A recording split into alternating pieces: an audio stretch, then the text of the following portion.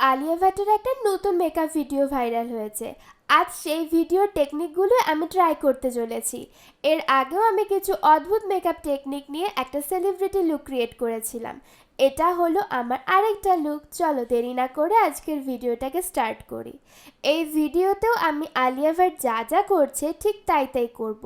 প্রথমে আমি আমার ফেসে একটা ফেস টিন্ট, তোমরা বিবি ক্রিমও ইউজ করতে পারো, এবং তার সঙ্গে ইউজ করেছি প্রাইমার। এই দুটোকে মিক্সড করে আমি আমার হাতের সাহায্যে ফুল ফেসে অ্যাপ্লাই করছি। আলিয়া ভাট কিন্তু ফাউন্ডেশন অ্যাপ্লাই করতে পছন্দ করে না, তাই আমিও করছি না। টেকনিকটা আমি আগের ভিডিওতেও দেখিয়েছিলাম। এটা কিন্তু খুবই ভালো একটা টেকনিক ডে মেকআপের জন্য। এরপর আমি ইউজ করছি কনসিলার। যেখানে যেখানে আমার একটু ডার্ক স্পট আছে, জাস্ট অল্প করে এটাকে কনসিল করে নিব। মেকআপটার শুরুতে আলিয়া ভাট বলেছিল যখন নাকি সে খুব টায়ার্ড থাকে তখন এমন দেখায়। আমি যখন টায়ার্ড থাকি সত্যি আমাকে এরকম তো কখনোই দেখায় না। আমি কনসিলারটাকে ব্লেন্ডার দিয়ে ব্লেন্ড করছি। রেগুলার টাইমে আমি ব্রাশ দিয়ে ব্লেন্ড করি। এখন আমি ক্রিম ব্লাশ অ্যাপ্লাই করছি পুরো ফেসটাতে, একদম পুরো দেখো উপর থেকে ডাব্লিউর মতো দেখতে পুরো ফেসটাতে আমি এটাকে অ্যাপ্লাই করছি। দেখতে তো আমাকে আপাতত বানর লাগছে। অ্যাকচুয়ালি আমি কখনো এতগুলো ব্লাশ এভাবে ইউজই করি না। আচ্ছা, এটাকে এখন আমি ব্লেন্ড করে নিচ্ছি বিবি ব্লেন্ডার দিয়ে। ধীরে ধীরে হালকা হালকা করে ব্লেন্ড করব।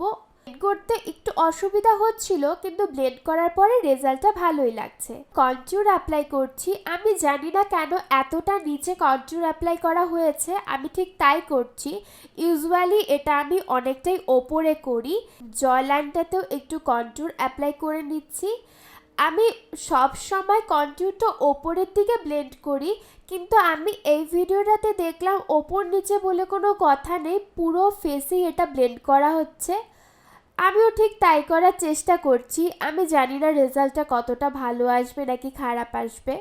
ধীরে ধীরে এটাকে আমি ব্লেন্ড করে নিচ্ছি এবং এখন পাউডার দিয়ে এটা সেট করে নিব। এই কনট্যুরটা অ্যাপ্লাই করাতে খুব একটা কনট্যুরের কাজ হয়নি, কিন্তু ফেসে একটা সানকিস্ট এফেক্ট এসেছে।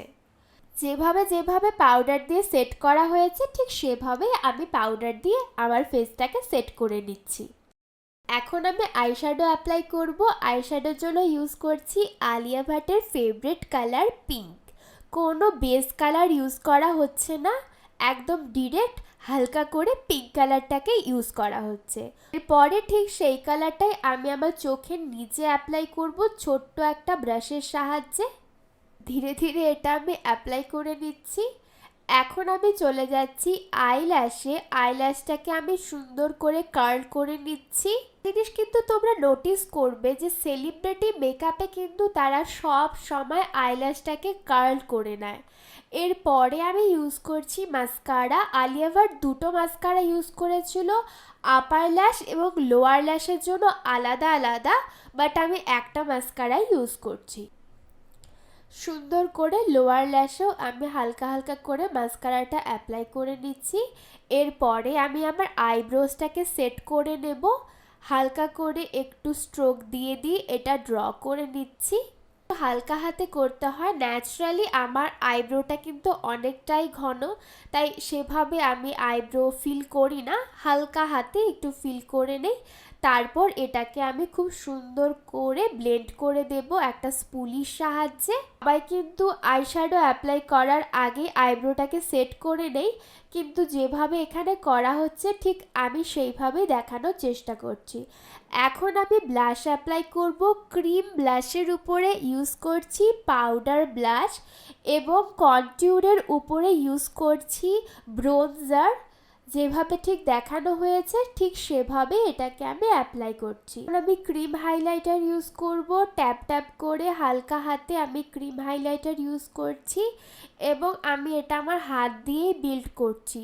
যদিও এখানে ব্লেন্ডার দিয়ে বিল্ড করা হয়েছিল, বাট আমার মনে হলো ব্লেন্ডার দিয়ে ব্লেন্ড করলে এটা ভালো হবে না, তাই হাতের সাহায্যে আমি এটাকে ব্লেন্ড করে নিচ্ছি। এটাতে অ্যাপ্লাই করার পরে কিন্তু আমার মেকআপটা পুরো চেঞ্জ হয়ে গেল, পুরো গ্লসি এবং শাইনি দেখতে লাগছে মেকআপটা এবং ভীষণ ভালো লাগছে। এখন তোমরা কমেন্ট করে বলবে তোমাদের কতটা ভালো লাগছে। এখন আমি লিপস্টিক অ্যাপ্লাই করেছি, আমার মেকআপ লুক কমপ্লিট। কমেন্ট করে অবশ্যই তোমাদের মতামত জানাবে এবং আমার ভিডিওটা ভালো লাগলে আমার চ্যানেলটাকে সাবস্ক্রাইব করবে এবং ফেসবুক পেজটাকে ফলো করতে ভুলবে না। টাটা।